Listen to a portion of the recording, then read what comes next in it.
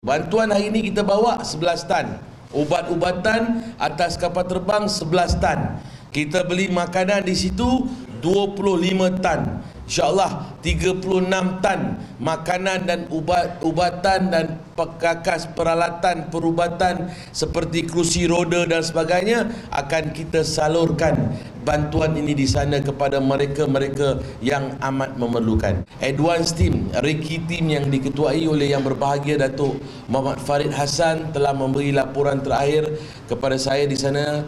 Di situ begitu dahsyat, keadaannya begitu daif, begitu teruk. Kita telah mendapat segala sokongan daripada kerajaan tempatan mereka, melalui askar mereka, melalui governor mereka, melalui mayor mereka di sana.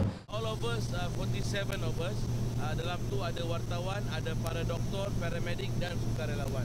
Di sana kita telah kenal pasti 80,000 keluarga yang kita nak pergi ke 3 kemah.